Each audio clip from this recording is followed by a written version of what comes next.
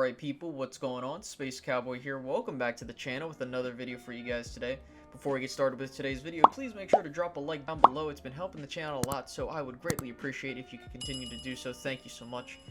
Also, if you're new here, feel free to subscribe to receive more Dallas Cowboys content from me now and in the future, and finally hit the notification bell to be notified when I go live or post new content. So, with that out of the way, I wanted to have a conversation that further extended the talk about a possible Cowboys dynasty. Now, if you haven't seen that video yet, I recommend you go see it. It's going to help for context's sake. So there should be a card at the top right of the screen right now to link and go check out that video before you go check this one out. Now, when I'm talking about comparing the Cowboys to the next dynasty or a team that I would compare it to, a team that reminds me a lot of, especially in the characteristics, is the 1999 to 2001, and you can maybe stretch it to 2003, St. Louis Rams. If you're familiar with NFL history and lore, you would know that this team in the St. Louis Rams was one of the highest scoring teams ever. Hence, they got the name The Greatest Show on Turf.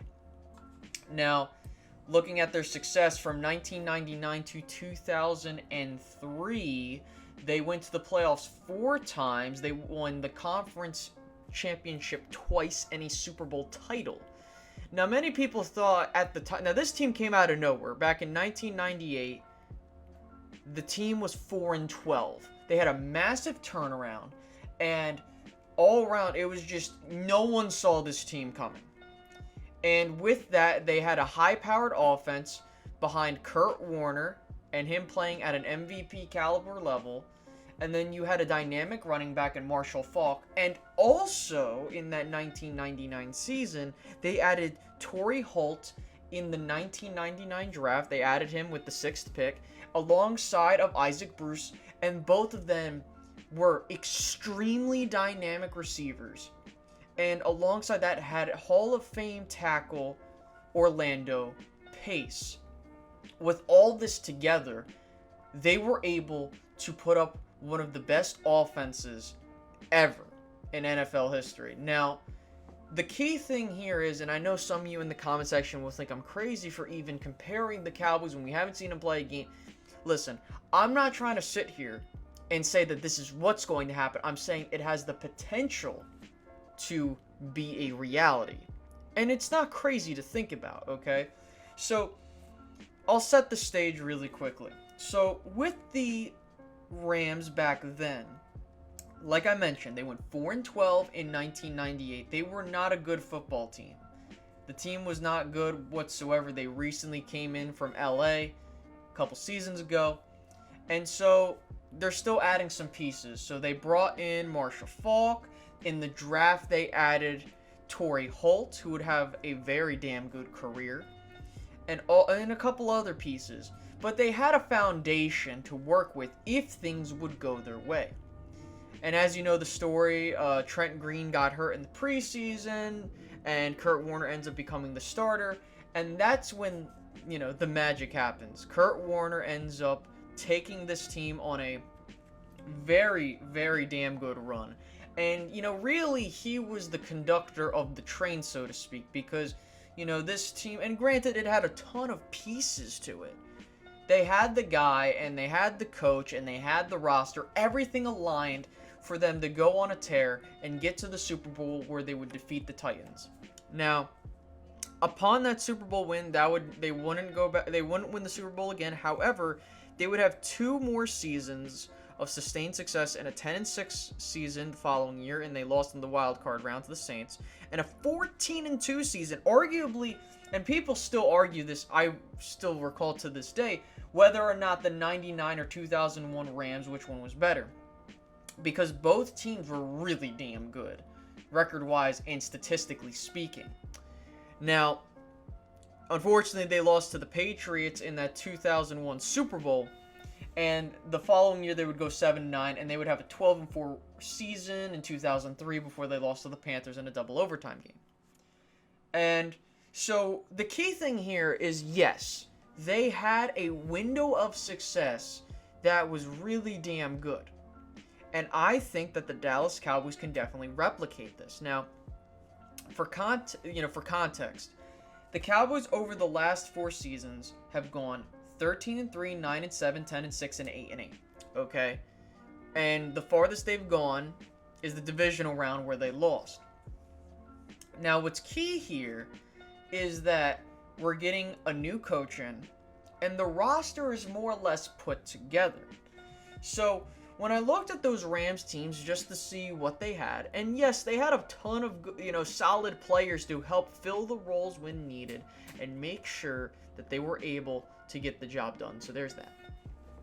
But they had key star players that helped them come together, and it was just basically a match made in heaven, and everything, the stars aligned, you can name it. Everything came together for them. So when I look back, they had, in that span of time, I'm going to just go with the 4 seasons of more so the 4-12, 13-3, 10-6, and 14-2 seasons, just to keep things simple. They had 2 head coaches in Dick Vermeil and Mike Martz, and so they had success with both coaches. Okay, and keep in mind, Mike Martz was there even when Dick Vermeil was there, so there's that. But you go to their roster, okay? When you look at their Pro Bowl caliber players, they had Kurt Warner, Marshall Faulk, Isaac Bruce, Torry Holt, and Orlando Pace. Those were the key playmakers on offense that had recognition. When you look at the Cowboys, they have Dak Prescott, Ezekiel Elliott, Amari Cooper, Tyron Smith, and Zach Barton that have had Pro Bowl nods and stuff like that. However, I will say this. I do believe that the Dallas Cowboys have an all-around better roster than the Rams of the early 2000s. And before you go into the comment section and crucify me for saying such a thing, I want to explain myself really quickly before I, start getting this attention of thinking I'm being crazy. Now, to start off, I'm not saying that the Cowboys are going to win as many games as the Rams have won, or win however many That's not what I'm implying here. I'm just going off the basis of potential, because if you look at this Cowboys roster, you cannot tell me that this roster is really damn good or has the potential to be better. So, let's start off with quarterbacks. Kurt Warner and Dak Prescott. I took Kurt Warner and his statistics from 1998 to 2003 and compared him to Dak Prescott's statistics up until this point. Now, yes, Dak Prescott's played more games than Kurt Warner, which is a huge plus because your best ability is your availability. That's number one. And when you look at this, he's won more games than Kurt Warner, and he's lost less games than Kurt Warner. He's won 5 more games and lost 9 less games. Okay? Yeah, he had more completions and attempts, yet his completion percentage is around the same. He's a bit of, completion percentage below Kurt Warner, but that's still pretty damn good. You look at yards, Dak Prescott's thrown for about 1,300 more yards. In terms of touchdowns, he is a couple behind, 5 behind to be exact, in terms of passing, but he's thrown a hella less interceptions, about 30 less interceptions, which is huge, okay? When you look at his rushing statistics, if you want to add that, because that's also getting into the end zone and getting points, Dak Prescott adds 21 rushing touchdowns. So if you accumulate that with his passing touchdown, Dak Prescott has been an overall more productive player in that span of time.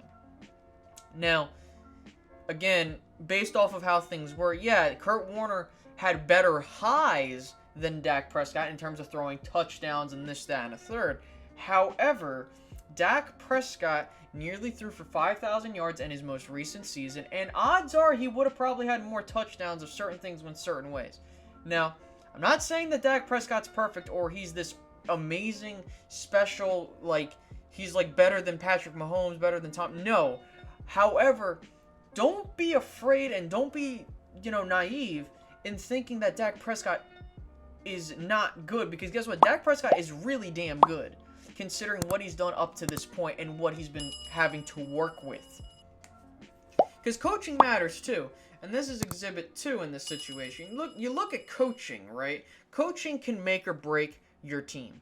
Yes, the Cowboys have had very successful seasons, and there are moments where, yeah, you could say, oh, that was a good call here and there, but if you watch those Cowboys games, the Cowboys have been notorious for making very bad decisions and just not being prepared in certain game situations, right? You look at the Rams had a guy in Dick Vermeil that managed to take a 4-12 team upon getting the pieces he needed. And keep in mind, he only coached the Rams for 3 seasons, and he took them to the Super Bowl from a 4-12 season. Okay, and that's really good. And then not only that, to get another guy in Mike Martz to help lead the charge and make sure that things wouldn't get broken. And they actually had a better season record-wise, and they arguably should have won that Super Bowl if all things worked out. But, you know, sometimes things happen. Now, with all this in mind, I want to move on to my next point, is that Ezekiel Elliott versus Marshall Faulk. Now, Marshall Faulk statistically is way better than Ezekiel Elliott at this point, and even in this stretch of time, okay? You look at the attempts, Zeke has had more attempts, and Marshall Faulk has way less attempts. But also when you look at yards, Zeke has more rushing yards than Marshall Faulk in this 4-year span of both of them, you know, with their first 4 years with each of their teams, okay? And keep in mind, you know, Ezekiel Elliott is from St. Louis, so he's pretty much aware of Marshall Faulk, and I think he tried to emulate his game off of him from what I've seen. And he's talked about it too, right? And then you look at the passing game. Now, I do believe, now keep in mind, look at these numbers, right? Zeke has about half as many receptions as Marshall Faulk, right? And about half as less amount of yards and about, you know, way less touchdowns. However, I do believe that if Ezekiel Elliott was given more of an opportunity, he can definitely be way more dynamic in the passing game if he's given the chance. Do I think that's going to happen? Probably not. But keep in mind, Ezekiel Elliott is a very damn good and versatile back. That's the point I'm trying to get at. And finally, I wanted to compare Isaac Bruce and Torry Holt with Amari Cooper and Michael Gallop. The reasoning why is because they were the primary receiving options for both of their teams, respectfully. So, you look at Isaac Bruce and Torry Holt, I decided to take years 1999 and 2000 for both of them. And for Michael Gallop and Amari Cooper, I decided to go with the previous 2 seasons they've been with the team, or rather, in the NFL, I should say. When you look at these numbers, you look at receptions, you have Isaac Bruce number 1 with 164, Amari Cooper not too far behind with 10 less with 154, and Torry Holt with 134, and Michael Gallop at 99. You look at receiving yards, and you have Bruce and Holt at 2,600 and 2,400 yards respectively, with Amari Cooper not too far behind, but, you know, still pretty good with the 2,000 receiving yards. And you look at Gallop, and he's down at 1,600. When you look at touchdowns, you have Isaac Bruce with 21, Amari Cooper with 15, Torry Holt with 12, and Michael Gallop with 8. When you put all of these things together, you could see that the Cowboys have something to work with. While they aren't getting as much yardage as the other two, I do think this comes down to play calling and just overall, looking at how things are going, right? Torry Holt, he was a rookie coming into the NFL in 1999, and if you saw his career, he was very damn good, and he got better as years have gone by. Isaac Bruce was an established receiver that was already there, and he was pretty damn good even before then. When you add a guy, and this is what's key here, in the mentioning of adding Torry Holt through the draft, right? When he got added to the Rams, they were 4-12, and they had some of these key pieces to work with, right? And yeah, it took a couple things here and there, such as, Kurt Warner getting his chance, and, luck as well. But when you add a guy in Torry Holt to that mix with the weapons that they have, it completely changes the complexion of how you attack opposing defenses as well as how defenses go at you, okay? And with all that in mind, you saw a 4-12 team go to a 13-3 team, right? And when you look at this, I compare it to the acquisition of CeeDee Lamb in this year's draft. Because CeeDee Lamb throws a whole new element into this entire offensive machine that the Cowboys have been building and retooling over time. And so, maybe CeeDee Lamb is the Torry Holt to Amari Cooper being Isaac Bruce. That's a possibility, and I wouldn't be shocked at that. Now, I'm not expecting them to all put up 1,000 yards, but it's possible. It definitely is. Or putting up 10 plus touchdowns. It's possible, but will it happen? I don't know. At the end of the day, it's all about winning games, and I think when you add a new element to this offense, it completely changes things. And keep in mind, because this is another point I want to add, the Cowboys' offensive line right now, I would argue, is more talented than the one that the Rams had back in the early 2000s. The only known really offensive lineman that was, all pro, that type of level was Orlando Pace. But the key thing is their offensive line did their job. And that's the key thing, right? Is that I'm not asking for full on, everyone's got to be an all-pro. That's much appreciated. But as long as they're stopping the opposing defense from getting to the quarterback, that's all that matters. And open up run lanes and this, that, and a third. And that's the key part to all of this, right? Getting an offensive line that can just do its job at a relatively cheap price tag, and hopefully you get some elite players there, and that's cool, right? And then the defenses for these teams, right?